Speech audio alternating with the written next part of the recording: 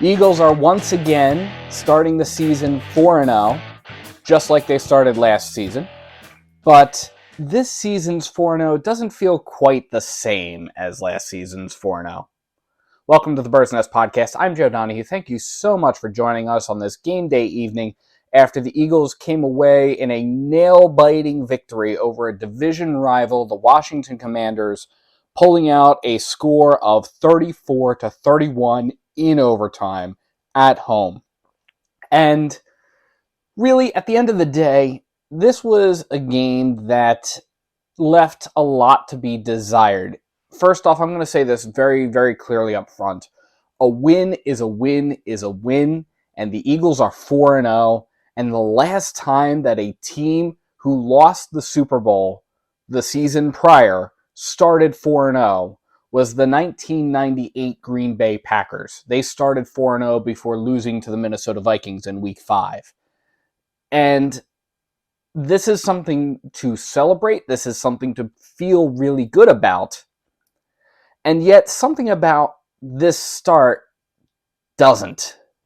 Something about this start shows that there's a lot to be desired. And facing off against the Commanders is certainly one of those situations. And having to defeat them in overtime really makes you question what is going on here and why do the Eagles constantly have this kind of on the edge of your seat kind of situation. Now, I will say this. It's a division rival. Division rivalries are always going to have elevated stakes.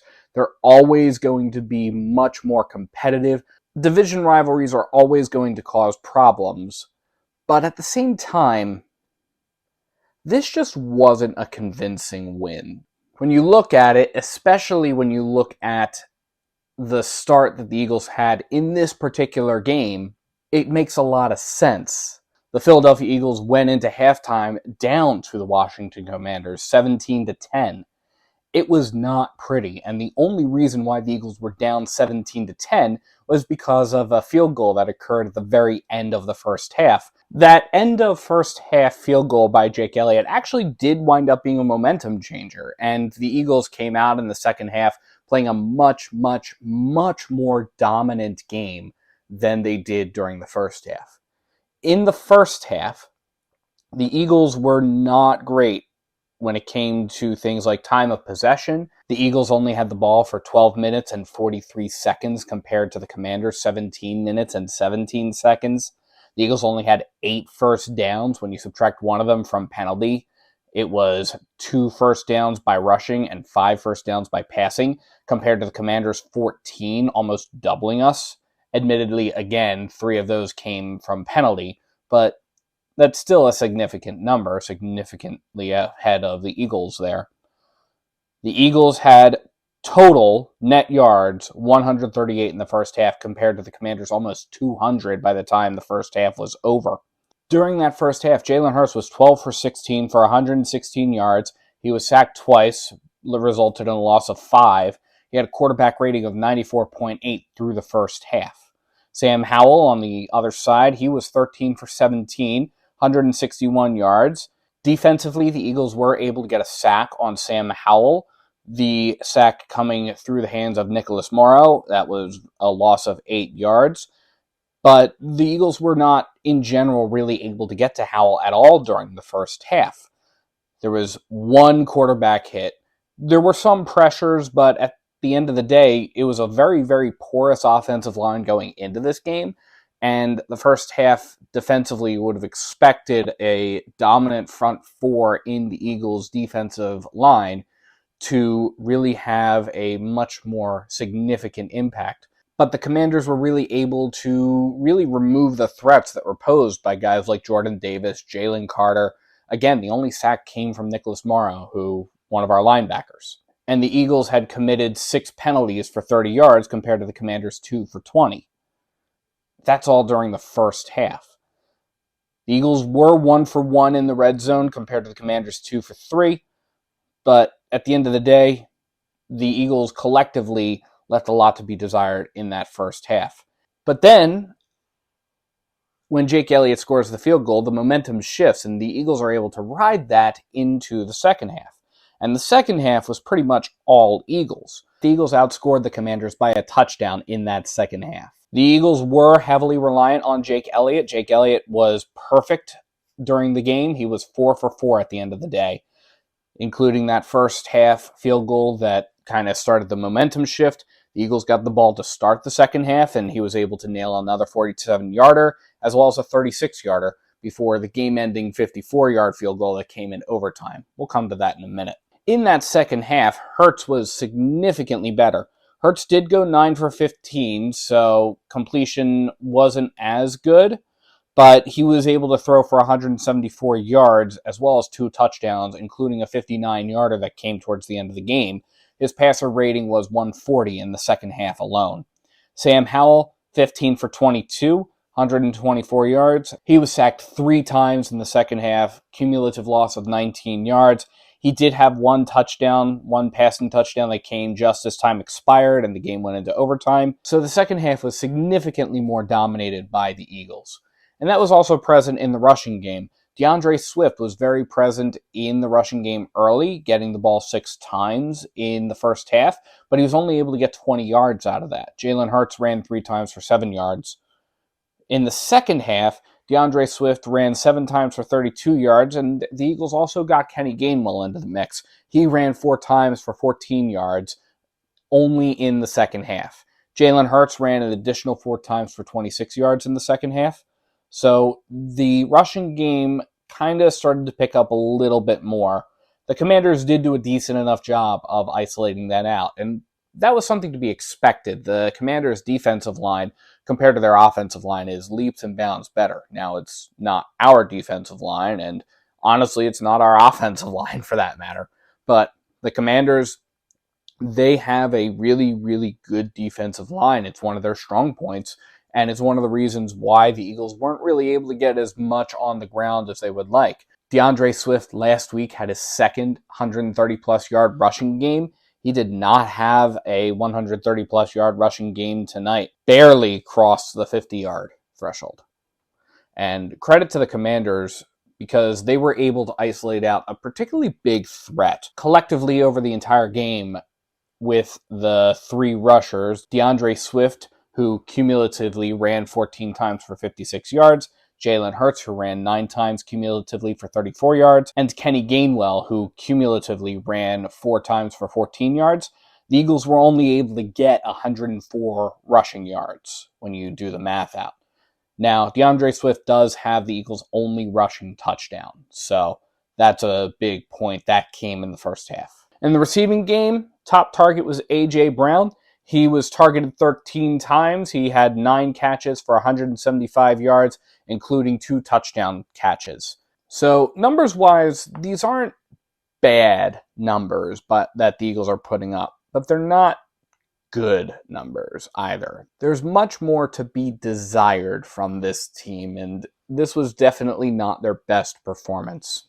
Now again, a win is a win is a win, and it's really, really good that the Eagles were able to get everything going ultimately at the end of it. But towards the end of the game, there were some questionable things that occurred, excepting the illegal formation penalty that occurred late in the game before the Eagles' final drive, which wound up leading to giving the Commanders another opportunity and a fresh set of downs deep in Eagles territory. If the Eagles had not accepted that penalty, it would have been 4th down from the Eagles' 31-yard line. The play that got a lot of people talking, and even during the broadcast, was a standout play. It occurred with about 1 minute and 45 seconds left to play in the game. Jalen Hurts throws a bomb to A.J. Brown, who catches that, and it's a touchdown pass. In any other situation, it's a highlight reel play. It's a play that Eagles fans get excited about. Even if it was a play that occurred even a little bit later in the game, that was a play that fans would have gotten excited about. But the Commanders still had a significant amount of time left on the clock, and they had 1 timeout. So the Commanders had time, Following that reception, A.J. Brown was called for taunting, which you can make an argument about whether or not it was taunting. Bottom line is A.J. Brown should not be putting himself in a position, especially that late in the game, where he could be called for taunting with the team only up by a single touchdown. So with that taunting penalty, what it did was it basically forced the Commanders to return the football because it was enforced on the subsequent kickoff. Jake Elliott kicked the ball 73 yards from the Eagles' 20-yard line to the Washington 7-yard line.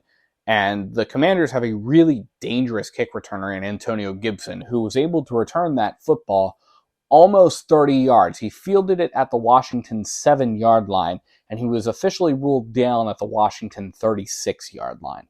The game was littered with stupid mistakes across the board. The Eagles had 11 penalties on the night, which was absolutely insane for a team that is in week 4. And those 11 penalties cost the Eagles 81 yards over the course of the game. Fortunately for both sides, it was a relatively clean game in terms of turnovers. The Eagles and the Commanders, neither team turned the ball over. There were some fumbles by the Eagles, but the Eagles were able to fall on them pretty quickly. So then we got into overtime, and overtime, the Commanders started with the football, and the Eagles had an opportunity to do something that they had only done once before in the game, which was force a 3-and-out. During regulation, the Eagles only forced one 3-and-out. It was midway through the second quarter when the Eagles forced the Commanders back 6 yards. So the Eagles had a tall order against them, which was to get the Commanders to do another 3-and-out. And fortunately, the Eagles rose to the task, and the Eagles were able to come away with the 3-and-out that they needed. And that's what led to a 10-play, 34-yard drive that led to a 54-yard Jake Elliott field goal. And by now we know that in most cases, while Elliott is certainly not automatic, Jake Elliott, by far and away, again, perfect on the night, he nailed that 54-yard field goal. I have been probably the biggest Jake Elliott fan since the 61-yard field goal that he kicked 5 years ago against the New York Giants that wound up winning the game. Jake Elliott being a part of the Philadelphia Eagles makes a difference. And that's something that Coach Sirianni pointed out during the post-game press conferences. Man, Jake Elliott, like I said, I talked about Jalen being clutch. Jake Elliott is so clutch. Like, this guy, like, I don't watch field goals. I don't care how short they are. I don't know why. I don't watch it. I look at Coach Clay. He points at me or he gives me one of these, like, if we miss. But I was looking at him, and he get me with that. And I don't know if I was really even that surprised. Jake's just – he's clutch. Like, it's both of Jalen and Jake just played clutch games today, and really happy for them. Jalen Hurts pointed Jake Elliott out too in his own post-game press conference. Jake, he showed up big time. I hate sending him on the field, but he showed up and made he made a game-winning field goal for the team. I mean, those moments like that, I don't think I've ever experienced a game where a guy has kicked a game winner, and I've had to witness that in my career. So, these are all new emotions on different levels, but, winning is the main thing. So, yeah, it's these moments, it's these opportunities that are why the Eagles are 4-0. But they have an understanding that they are going to do better, that they need to do better, that there is still a lot to work on. They know that at this point. And it's up to this team if they want to continue on a winning streak. I'm not saying that the 72 Dolphins is possible. It's still within the realm of possibility, but I'm not saying that this team is going to pull off a 72 Dolphins feat. What I am going to say is that if the Eagles are going to continue in their winning ways, they do need to do a lot better than they did this game. They'll have an opportunity to next week when they take on, in Los Angeles, the Los Angeles Rams. But at the end of the day, this game had all the makings of a trap game.